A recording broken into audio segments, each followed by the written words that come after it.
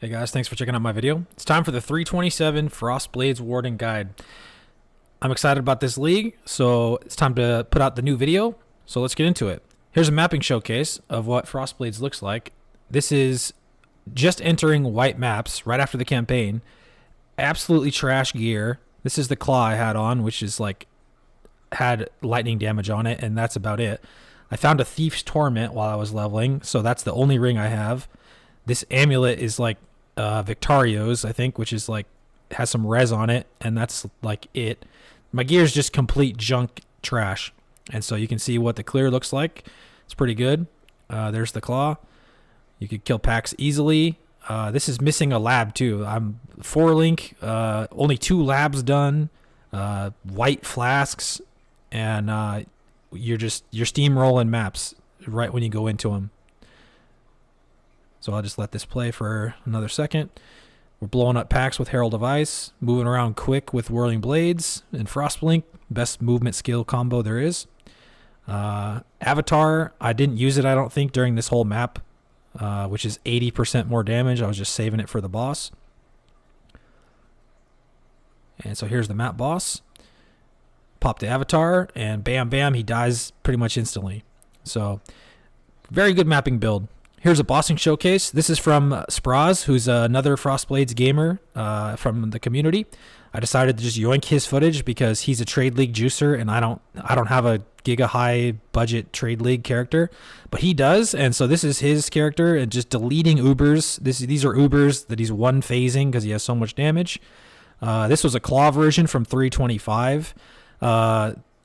We have done a sword version last league, and I'm going to be playing sword version this league, which has basically the same amount of damage.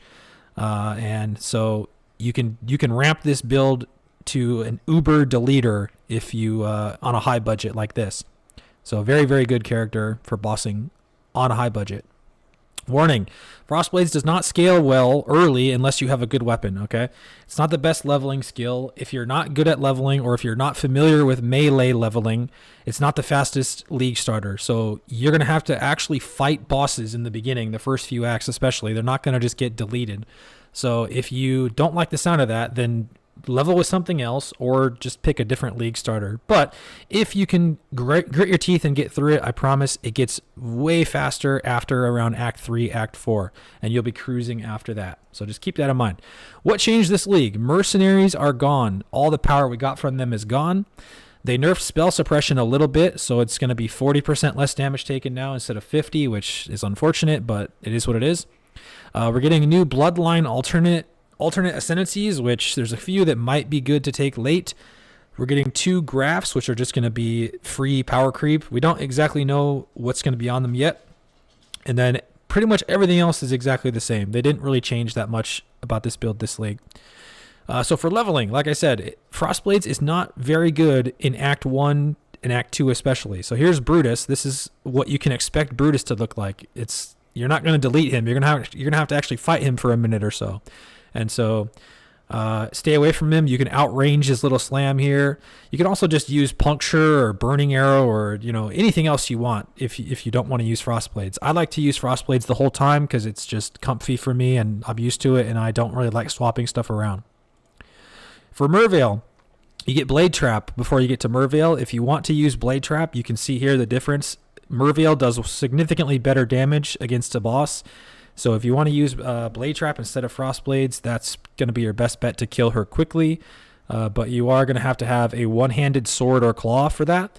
If you don't have a one-handed sword or claw, you're not going to be able to use Blade Trap. But even if you just use Frostblades, you still will be able to kill her. It's just going to take a little bit longer.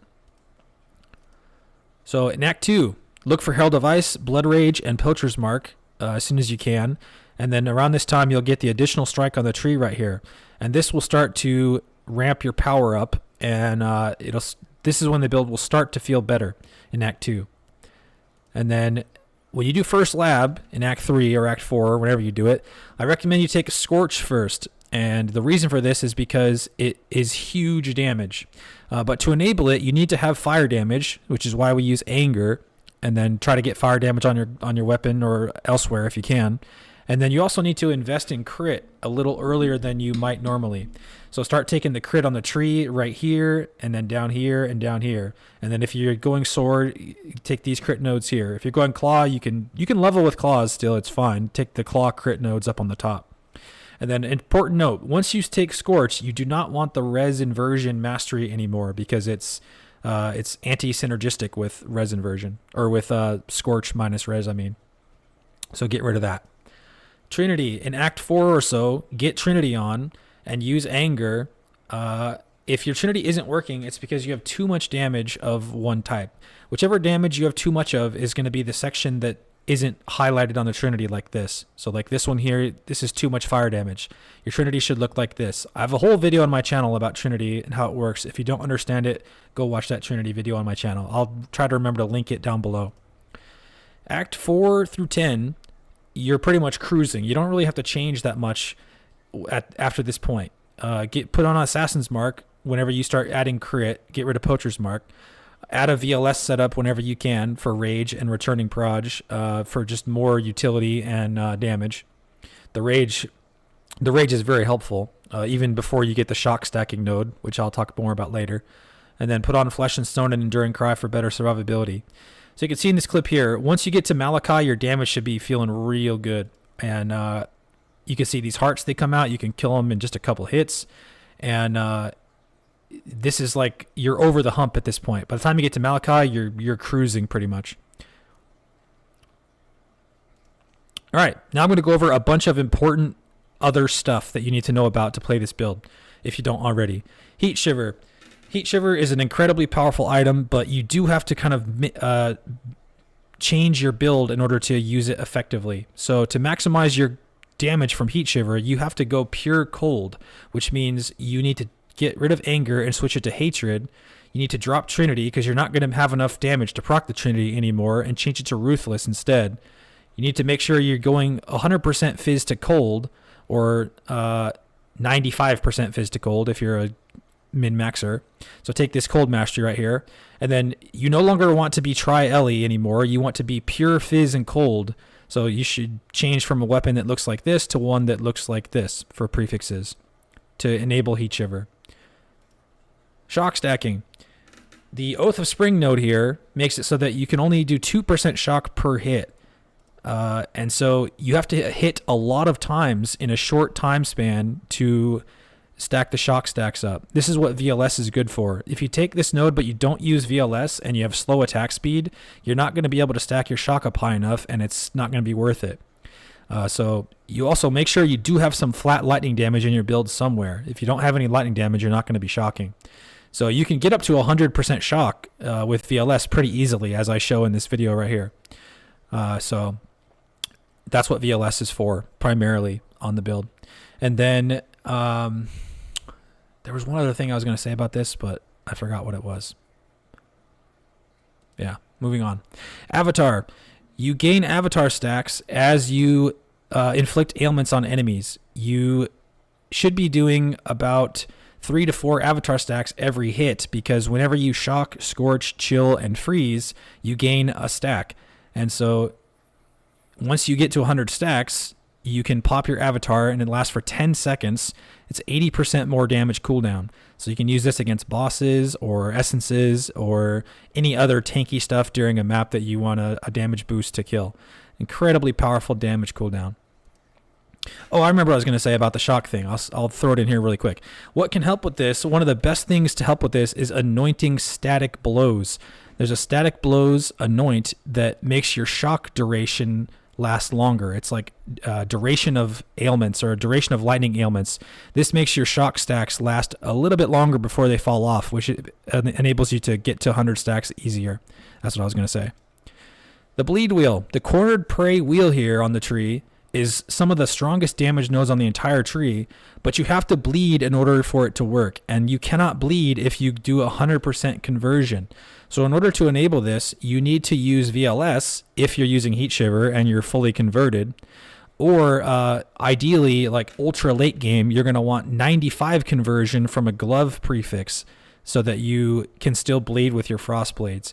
If you are 100% converting Phys to cold and you don't use VLS or some other way to apply bleed, then don't take this wheel because you're not going to be benefiting from it. Ailment immunity.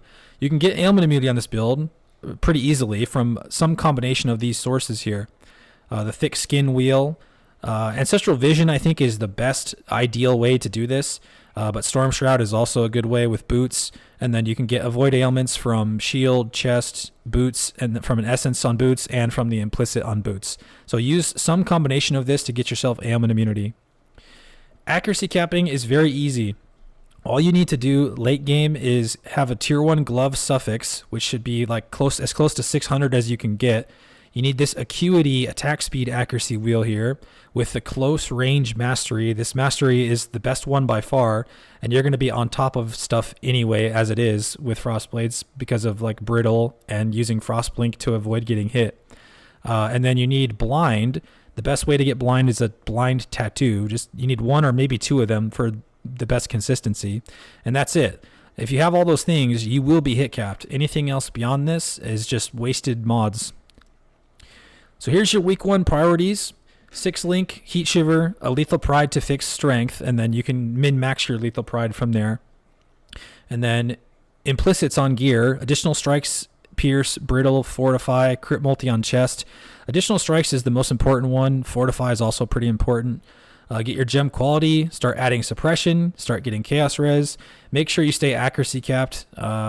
Before you accuracy cap with gloves, you can also use, I forgot to mention this, depth perception, the crit accuracy wheel also. Like at first you're going to take both of these wheels, but then later on you can drop this second one. And then get better flasks, better rolled flasks, quality, better tincture. 327 unknowns. Rune graphs, there's going to be 16 different ones.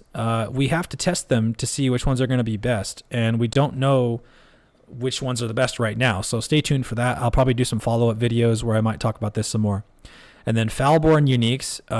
The only uniques we really use is Heat Shiver and Taming. And the Taming is a vendor recipe item, so there's no way it's going to have a Foulborn version.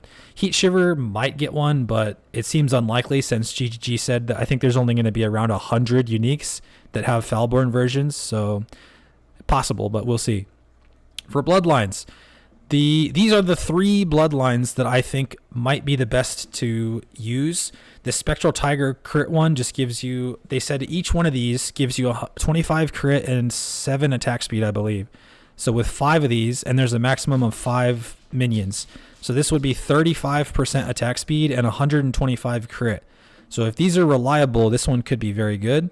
This other feral one gives you 100% damage and cannot be stunned. So if you can maintain this Spectre easily, this one's a pretty good option too.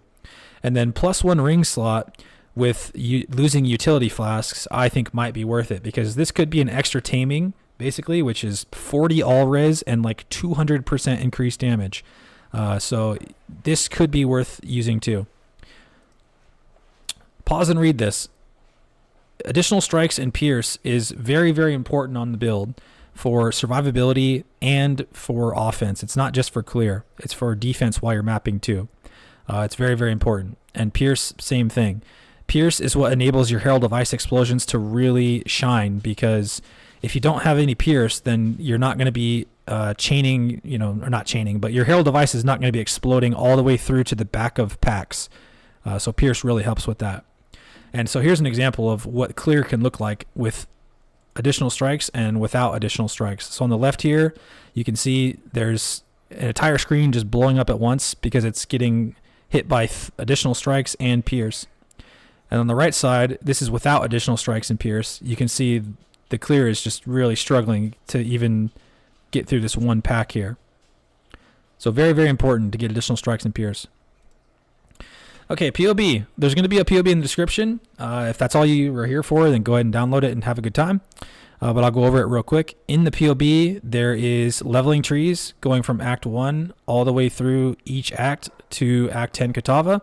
And then Day 1, level 85, which there's loadouts up here. You can switch through and switch the tree, the items, and the gems all at once.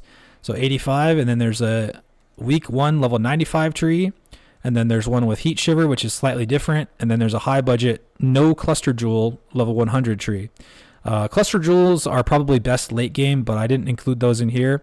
Stay tuned for some build updates maybe to see those. And then there's some gem stuff in here. Week 1, day 1, same as I said. And then items too. Day 1 items are all just like complete trash gear with like 1 mod. Carnage Heart, 2 mod items, 1 mod item, and just really reasonable league start stuff here. And we're at 1.5 million damage, 2 million damage with VLS here. And this is on a 4 link. And then once you add in your 6 link and you start adding the rest of the components, your damage is just going to ramp from there all the way up to the Heat Shiver and non-Heat Shiver versions, which I already talked about the differences between those. And then high budget version with taming and yoke and really, really high budget stuff here. So the high budget version here, you can see it has block cap. It's got 8k armor, 15k evasion, cap spell suppression, ailment immunity, and pretty good survivability pool and 150 million damage. And you can ramp it way more than that. The build that Spraz put together that I showed in the bossing showcase was, I think, close to 500 million damage or something like that. So you can ramp this to the moon if you invest into it. So the POB will be in the description. There's a bunch of notes in here too about some other related stuff. This POB might have a couple things that aren't perfect with it because I modified it from a previous league one, but I tried to make it as up to date as possible. So go down there and check it out. And that's it. I don't want this video to drag on any longer. Thanks for watching. Have fun in 327. Subscribe to the channel. Follow the stream at twitch.tv/ZishPoE. And thanks for watching. See you next time.